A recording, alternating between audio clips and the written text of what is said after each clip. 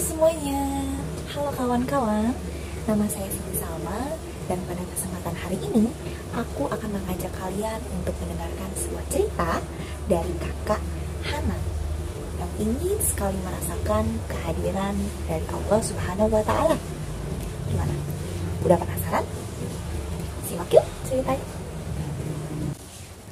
Pada suatu malam, Hana yang merupakan seorang gadis berusia 9 tahun dan cantik jelita terbangun dari tidurnya. Kemudian ia berjalan keluar kamar dengan terkantuk-kantuk guna mencari bonekanya yang tertinggal di sofa. Sedangkan ayah Hana yang tengah sibuk bekerja melihat Hana yang datang ke ruang tamu dan duduk diam sambil menahan rasa kantuknya. Ayah Hana penasaran kenapa Hana hanya duduk diam di ruang tamu. Kemudian ayah Hana akhirnya menghampiri Hana dengan perlahan. "Hana sayang, kenapa kamu duduk di sini? Butuh pertolongan? Atau tidak bisa tidur? Sini, cerita sama papa. Gak apa-apa." "Ayah sedang apa?" "Ayah masih harus bekerja, sayang." "Kenapa? Hana mau nanya sesuatu? Atau Hana mau ayah bantu sesuatu?" "Tenang, dikit lagi ayah selesai."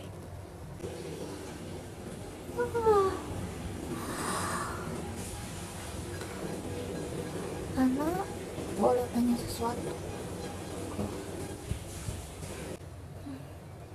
"Silakan, gak apa, tanyakan saja. Hana mau nanya apa?" "Tadi Hana belajar di sekolah. Kata ibu guru, Allah itu nggak punya wujud. Terus gimana caranya kita tahu kalau Allah ada? Kan kalau nggak punya wujud, nggak kelihatan ya."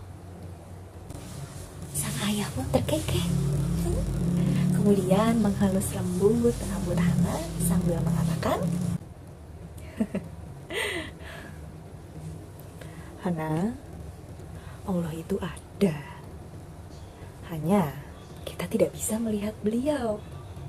Karena beliau itu tidak sama seperti kita.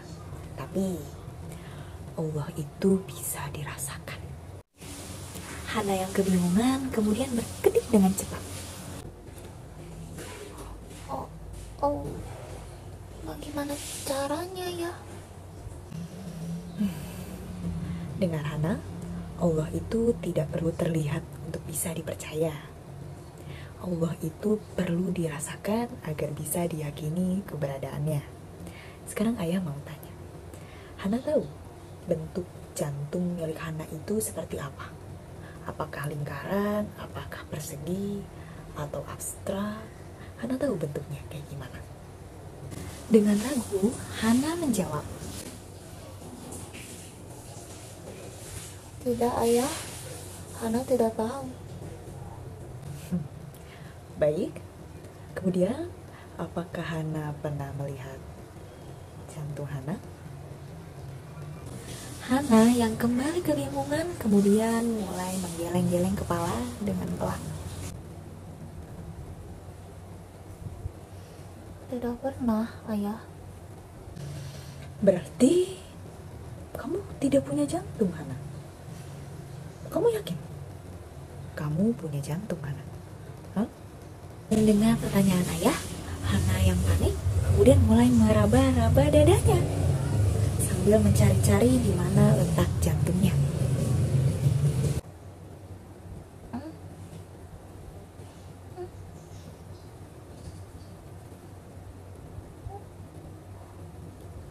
"Hana punya ayah." "Loh, kata kamu gak pernah lihat bentuk jantung kamu seperti apa. Kamu juga gak tahu bentuknya kayak gimana. Kok kamu yakin kamu punya jantung?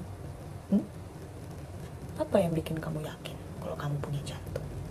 "Karena Hana bisa merasakan detak jantungnya. Makanya Hana tahu kalau Hana punya jantungnya." Mendengar jawaban Hana, sang ayah pun akhirnya tersenyum dengan sempurna. "Nah, Allah itu juga seperti itu, Hana. Allah itu tidak bisa terlihat, tapi bisa dirasakan. Semakin bisa dirasakan, itu artinya kita semakin dekat dengan Allah. Nah, jika Hana tidak bisa merasakan bagaimana rasanya dekat dengan Allah, yang harus Hana cari tahu adalah apakah Hana melakukan sesuatu yang membuat Allah jauh. Oh, lalu apa saja yang bisa membuat kita jauh dari Allah ya? Tanya Hana penasaran. Kini rasa kantuknya sedikit menghilang. Nah, sini, dengarkan ayah.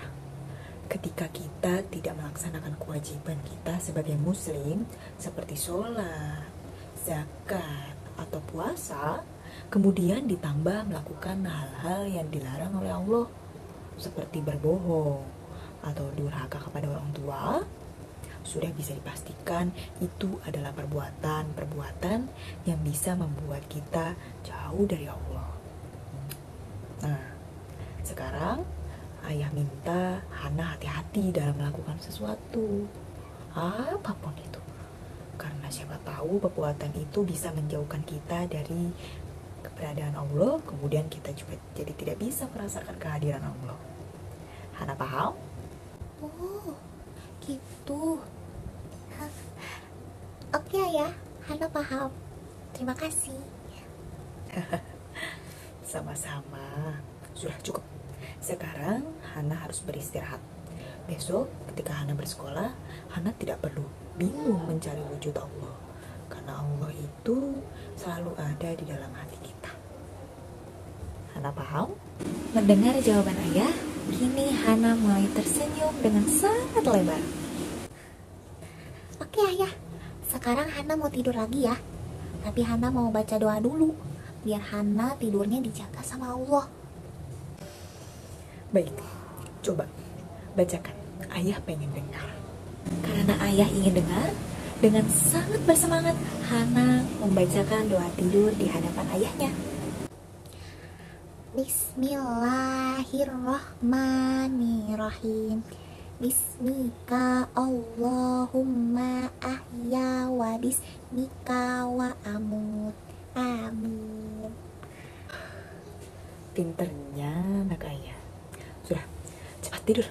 Besok Hana harus bangun subuh agar bisa sholat subuh. Kan Hana sendiri yang mau dekat dengan Allah. Oke?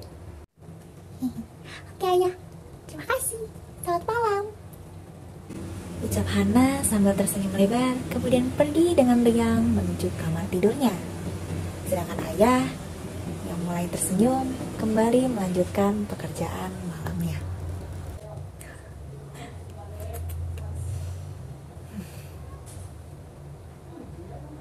Ibrah dari cerita ini adalah ketika kita yakin dengan kehadiran Allah, maka sudah pasti kita takut akan segala perintah dan juga larangannya. Ingat bahwa ketika kita mencoba mendekat kepada Allah satu langkah, maka Allah akan mendekat kepada kita jauh lebih jauh dari apa yang kita lakukan, yaitu 1000 langkah.